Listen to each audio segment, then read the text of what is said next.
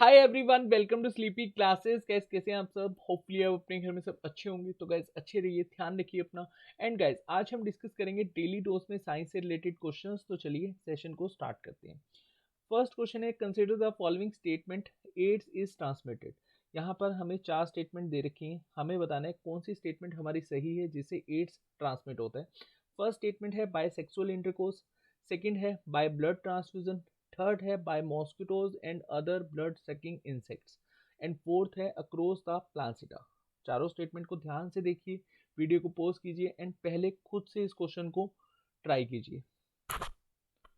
चलिए, डेफिनेटली आपने इसका करेक्ट आंसर मार्क किया होगा। इसका करेक्ट आंसर क्या है? फर्स्ट स्टेटमेंट भी हमारी यहाँ पर सही है, सेकंड भी सही है, फोर्थ भी सही है। बोले तो बी ऑप्शन हमारा यहाँ पर सही हो जाएगा। अब इस क्वेश्चन को समझिए। एड्स से रिलेटेड बहुत सारे क्वेश्चंस आते हैं, ठीक है। एक बार हम इसको अच्छे से यहाँ पर समझते हैं।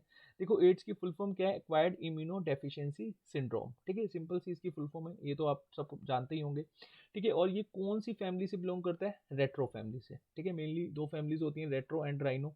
राइनो फैमिली से रिलेटेड अगर कोई भी डिसीज होता है तो नॉर्मल सिम्टम्स क्या है? कोल्ड, ठीक है। चलिए उसको बाद में डिस्कस करेंगे। अब ये जो एड्स है ये कौन सी फैमिली से रिलेट करता है? रेट्रो फैमिली से, ठीक है। अगर किसी पर्सन को एड्स हो जाता है, ठीक है, तो उसकी बॉडी में जो रेप्लिकेशंस होती हैं, मतलब आरएनए डीएनए, मैं आपको समझाता हूँ। यहाँ पर मान लो कोई सेल है, ठीक है, ऐसे क्वेश्चन आ जाता है कि रेट्रो फैमिली से ये बिलोंग करता है, ठीक है जी। और मान लो कि अगर किसी पर्सन को एड्स हो गया, ठीक है, तो उस पर्सन की बॉडी में हमें कौन से सेल्स देखने को मिलेंगे? Macrophage, macrophage cell. और इसको हम एचआईवी फैक्ट्री भी बोलते हैं, ठीक है जी। अब ये जो माइक्रोफेज सेल है ये बेसिकली हमारी बॉडी में एंटर कैसे करता है, या फिर आप ऐसे समझिए किसी पर्सन को एड्स कैसे होता है, ठीक है। ऐसे समझो कि मान लो कि एक पर्सन को यहाँ पर एड्स इन्फेक्ट कर गया, ठीक है, तो उसकी बॉडी में आरएनए के रूप में एंटर करेगा, सिंगल स्टैंडर्ड आरएनए के रूप में एंटर करेगा, ठीक है। उसके बाद यहाँ पर रिवर्स ट्रांसक्रिप्शन हमें देखने को मिलेगा। रिवर्स ट्रांसक्रिप्शन क्या होता है? देखो, वाटसन एंड क्रिक ने जब डीएनए की थ्योरी दी थी, ठीक है, वाटसन एंड क्रिक दो पर्सन थे जिन्होंने डीएनए की थ्योरी दी थी, ठीक है। और इन्होंने क्या कहा था? मेनली यहाँ पर क्रिक ने बताया था हमें कि डीएनए से जब आरएनए में हम यहाँ पर कन्वर्ट करेंगे तो इसको हम लोग क्या बोलते हैं? ट्रांसक्रिप्शन, ठीक है। अगर हम आरएनए से डीएनए में कन्वर्ट करेंगे तो इसको हम लोग क्या बोलते हैं? रिवर्स ट्रांसक्रिप्शन, ठीक है। या फिर आरएनए से जब डीएनए बनेगा तो हम इसको क्या बोलते हैं? Reverse transcription. ऐसे आप याद रखना, ये क्रिक ने हमें समझाया था, एमआरएनए से डीएनए, ठीक है। अगर आपने डेफिनेटली ये चैप्टर पढ़ा होगा, ठीक है। इससे रिलेटेड भी हम क्वेश्चन डिस्कस करेंगे, डीएनए आरएनए से, बहुत इंपॉर्टेंट है, ठीक है। चलिए, अब यहाँ पर देखिए माइक्रोफेज सेल किस तरह से एंटर हुआ। सिंगल यहाँ पर आरएनए, ये आरएनए सिंगल हेलिकल स्ट्रक्चर है, ठीक है। ये जब हमारी बॉडी में एंटर हुआ तो रिवर्स ट्रांसक्रिप्शन से इसने एक वायरल एचआईवी डीएनए बना दिया, ठीक है। ये है वायरल एचआईवी डीएनए, ठीक है जी। और ये जब हमारी बॉडी के एक्चुअल डीएनए से मिलेगा, ठीक है, मान लो ये हमारी बॉडी का एक्चुअल डीएनए है, ठीक है,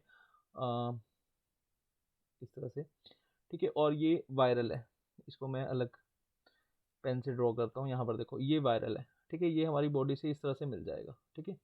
और जब ये एक्चुअल था रेड कलर वाला और ये था वायरल डीएनए, अब ये जब मिल जाएगा तो मिलने के बाद यहाँ पर क्या होगा?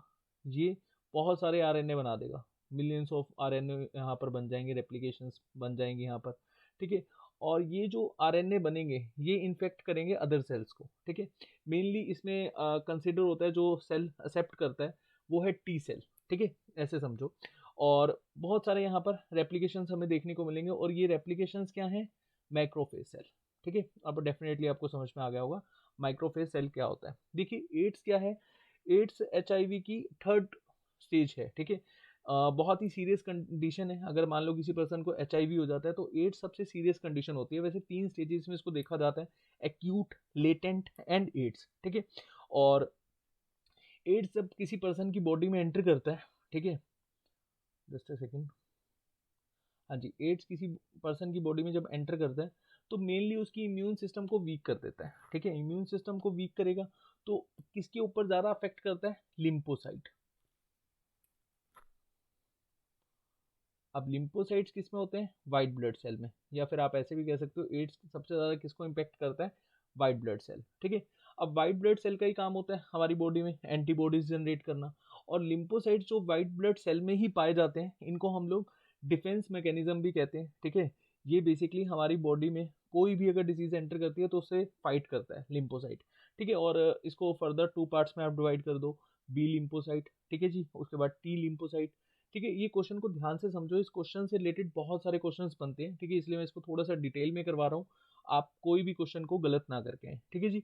तो बी लिम्फोसाइट क्या होता है, ये रिलीज करता है एंटीबॉडीज, ठीक है। क्या करता है ये रिलीज करता है एंटीबॉडीज। अच्छा, इसकी फुल फॉर्म भी वैसे इंपॉर्टेंट है, बट अभी के लिए छोड़िए, बुर्सा ऑफ फेब्रियस इसको आई थिंक कहा जाता है, ठीक है। चलिए, रिलीज ऑफ एंटीबॉडीज ये करता है, ठीक है। और एंटीबॉडीज क्या करती हैं, ये लड़ती हैं अगेंस्ट पैथोजन, ठीक है। पैथोजन एंड वेक्टर तो आपको पता ही होगा, अगर कोई भी वायरस आता है हमारी बॉडी में, या कोई भी ऐसे समझ लो डेंगू हो गया, तो डेंगू का पैथोजन क्या है, वेक्टर क्या है, वेक्टर तो मॉस्किटो होता है, पैथोजन क्या है, कौन सी फैमिली से रिलेट करता है डिसीज, ठीक है, ऐसे समझ लो, जनक कौन है इसका, ठीक है। तो एंटीबॉडीज क्या करती हैं, मतलब ये एंटीजन्स एंड पैथोजन की अगेंस्ट फाइट करती है, ठीक है। बी लिम्फोसाइट में हमने देखा। अब टी लिम्फोसाइट क्या काम करता है, ये हेल्प करता है रिकोनाइज करने में कि हमारी बॉडी में जो एंटीजन्स आए हैं, और ये एंटीजन हमारी बॉडी में कौन से पर्टिकुलर सेल के ऊपर अटैक कर रहे हैं, ठीक है। और ये उनके ऊपर अटैक करता है, मतलब एक तरह से कम्युनिकेट या फिर एक सिग्नल को ट्रांसपोर्ट करता है, सेंड करता है, और बताता है कि ये हार्मफुल है, मतलब ये जो एंटर करें HIV अगर किसी पर्सन की बॉडी में एंटर करेगा तो ये ऑब्वियसली एक इन्फेक्टेड सेल होंगे, तो इन्हीं को ही खत्म करना है, ये क्या करता है, एक सिग्नल को ट्रांसमिट करता है, ठीक है। और ये एक तरह से उन्हीं को ही किल करने की कोशिश करता है। लेकिन क्या है, HIV अगर किसी भी पर्सन की बॉडी में एंटर करता है, ठीक है, ऐसा नहीं है कि हमारी बॉडी रिस्पॉन्ड नहीं करती, करती है, इम्यून सिस्टम रिस्पॉन्ड तो करेगा, ठीक है। वो एलिमिनेट भी करेगा, मारेगा भी, इनके जो वायरल जो सेल्स होंगे उनको खत्म भी करेगा, ठीक है। तो कहीं ना कहीं हम देखते हैं HIV इतनी ज़्यादा रेप्लिकेशन कर देता है, तो इसमें इम्यून सिस्टम भी कहीं ना कहीं हद तक एक सफिशिएंट रूप में ही परफॉर्म कर पाता है, ठीक है। और रेप्लिकेशन या इसका म्यूटेशन इतना ज़्यादा होता है कि बहुत सारे यहाँ पर जो वायरल इन्फेक्शन है HIV के, वो रह जाते हैं, ठीक है। और उसी वजह से इसमें बार बार रेप्लिकेशन होता रहता है, और हमारी बॉडी इससे लड़ने में असमर्थ हो जाती है, ठीक है। बिल्कुल सिंपल लैंग्वेज में मैंने आपको समझाया, डेफिनेटली आपको समझ में आ गया होगा, ठीक है। और अब देखो, किसी पर्सन को अगर HIV हो गया तो डेफिनेटली उसका इम्यून सिस्टम तो वीक हो गया। अब हम कोरोना वायरस के दौरान भी तो क्या सुन रहे हैं कि अगर किसी पर्सन का इम्यून सिस्टम वीक है तो उसको कोरोना वायरस ज़्यादा इन्फेक्ट कर रहा है, ठीक है। अब यहाँ पर तो इम्यून सिस्टम बिल्कुल ही खराब हो गया, क्योंकि वाइट ब्लड सेल के ऊपर ये अटैक कर रहे हैं, ठीक है। तो क्या होगा, बहुत सारे इन्फेक्शन से रिलेटेड जो डिसीज होंगी उनको अपॉर्चुनिटी मिल जाएगी हमारे या जिस भी पर्सन को HIV होगा, ठीक है, तो उसकी बॉडी में एंटर करने के लिए, ठीक है। तो उसको मेनली कौन कौन सी डिजीज होगी, पल्मोनरी ट्यूबरक्लोसिस, ठीक है, उसके बाद candidiasis, severe bacterial infections, recurrent infections, तो बहुत सारी डिसीज एंटर करने की कोशिश करती हैं, ठीक है। उसके बाद और ट्रीटमेंट अगर हम इसका देखें, क्या इसका कोई ट्रीटमेंट है, नहीं है। तो आप ध्यान रखना, नो क्योर, बट मेडिकेशन से इसके प्रोसेस को हम स्लो कर सकते हैं। मान लो अगर किसी पर्सन को HIV हो जाता है, ठीक है, तो उसकी लाइफ को हम बढ़ा सकते हैं, ठीक है। ट्रीटमेंट नहीं है, लेकिन मेडिकेशन से ही पॉसिबल है, ठीक है।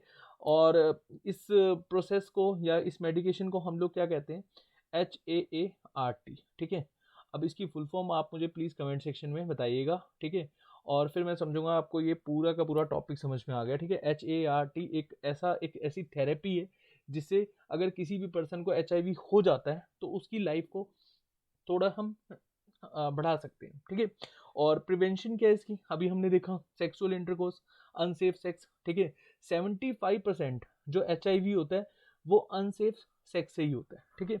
उसके बाद ब्लड ट्रांसफ्यूजन, जो हम कंटेमिनेटेड नीडल को यूज़ करते हैं, लाइक जैसे किसी पर्सन को फीवर हो जाता है तो वो इंजेक्शन लेने के लिए डॉक्टर पे जाता है, अगर डॉक्टर पुरानी नीडल को यूज़ करता है, ठीक है, तो उससे भी हो जाता है। टैटूज जो बनते हैं आजकल, जो टैटूज बॉडी पर आपको देखने को मिलते हैं, तो वो भी कहीं ना कहीं इसका हमको देखना पड़ता है कि वो नीडल जो यूज़ कर रहे हैं वो न्यू कर रहे हैं या फिर ओल्ड कर रहे हैं, ठीक है।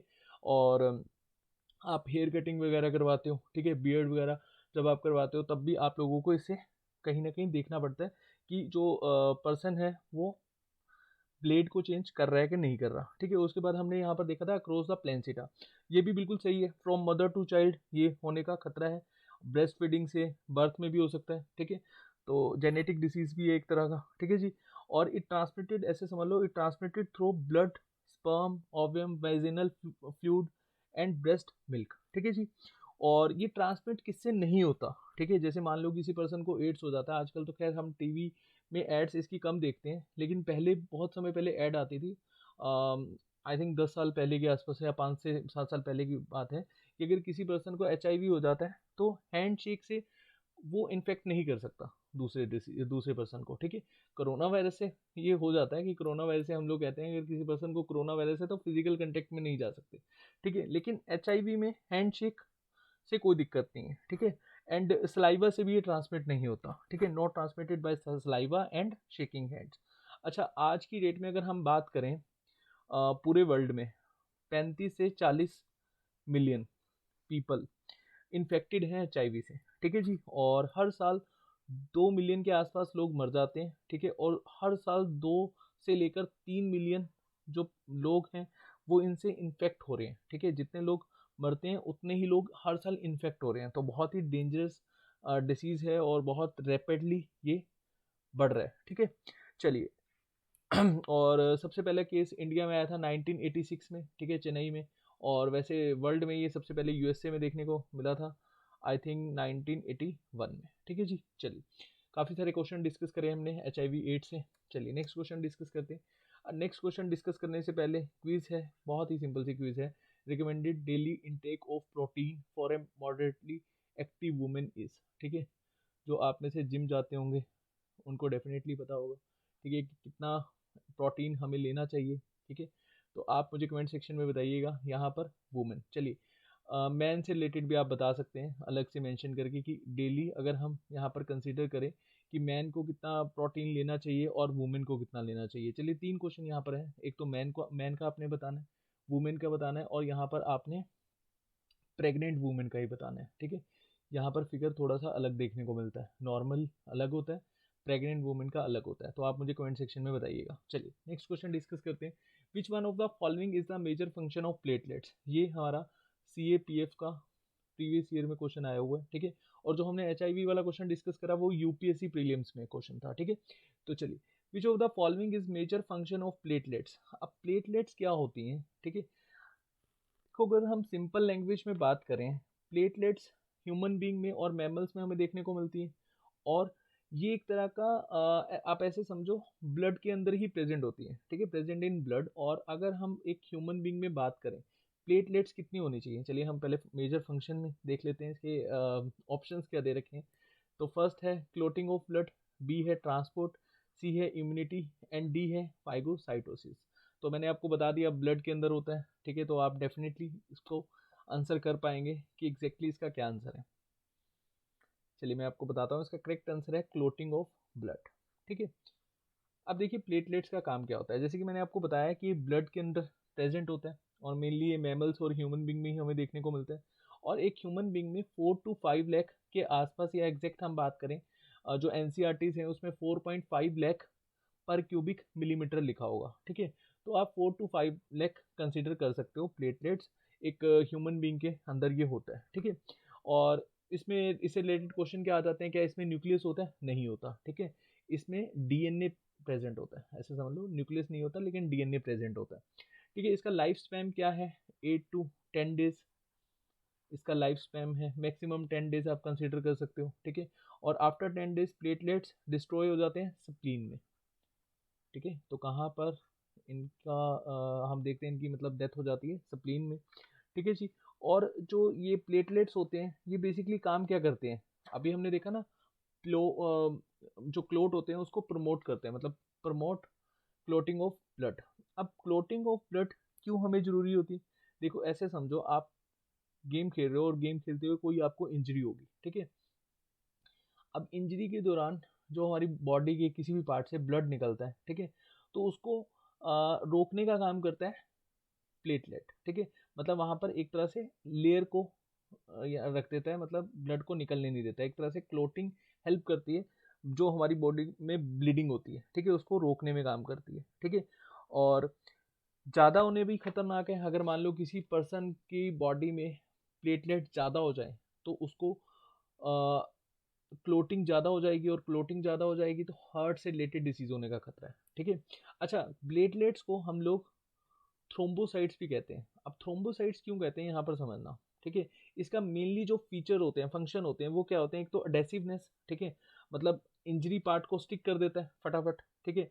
और अगर मान लो कि किसी पर्सन को ज़्यादा ही इंजरी होगी, ठीक है, एक टाइम में आगे इसने स्टिक कर दिया, उसके ब्लड को रोक दिया, ठीक है, फिर भी हम देखते हैं थोड़ा थोड़ा ब्लड निकलता रहता है, निकलता रहता है।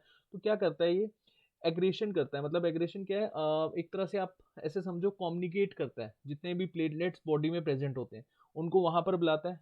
ठीक है, वहां पर बुलाने के बाद अपना कार्य में लग जाता है, मतलब बॉडी में जो इंजरी वाला पार्ट है उसको स्टिक करने की कोशिश करता है। इसको एग्लूनेशन भी बोला जाता है। ठीक है, या फिर आप एग्रीनेशन भी बोल सकते हो, एक ही बात है। तो मेनली हमने इसके फंक्शन देखे, रिपेयरिंग ऑफ ब्लड वेसल। ठीक है। और थ्रोम्बोसाइट, थ्रोम्बोसाइट क्या होता है, the cell which make a clotting. ठीक है, जो ब्लड के ऊपर एक तरह से क्लोट कर दे। ठीक है, उसको हम थ्रोम्बोसाइट बोलते हैं।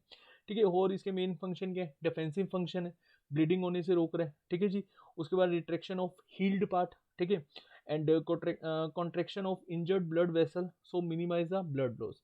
अगर किसी पर्सन की बॉडी में प्लेटलेट्स की कमी हो जाती है तो उसको कौन कौन से डिसीज होने का खतरा है। एक तो हम नॉर्मली सुनते हैं डेंगू, चिकनगुनिया, और एक यहाँ पर आप याद रखना, थ्रोम्बोसाइटोपेनिया। ठीक है, इसको लिख लेना, थ्रोम्बोसाइटोपेनिया। ठीक है, ये इस तरह की डिसीज होने का यहाँ पर खतरा होता है। चलिए, ये डिटेल इंफॉर्मेशन यहाँ पर लिखी हुई है, एक बार आप इसको देख लेना। नेक्स्ट क्वेश्चन है, two salts of which of the following element provide colour to fireworks. Fireworks definitely आप लोगों ने यूज किए होंगे। ठीक है, दिवाली पे हम लोग यूज करते हैं फायरवर्क्स का। तो आपको बताना है कौन से दो साल्ट को हम यूज करते हैं जिससे हम कलर दे पाते हैं फायरवर्क्स पे। ठीक है जी। तो फर्स्ट है जिंक एंड सल्फर, बी है पोटेशियम एंड मर्करी, सी है स्ट्रोनियम एंड बेरियम, एंड डी है क्रोमियम एंड निकल। ठीक है जी। बहुत ही सिंपल इसका आंसर है, डेफिनेटली आपको इसका आंसर आता होगा। वीडियो को पॉज कीजिए, 5 सेकंड का टाइमर ऑन कीजिए एंड देन इस क्वेश्चन को अटेम्प्ट कीजिए।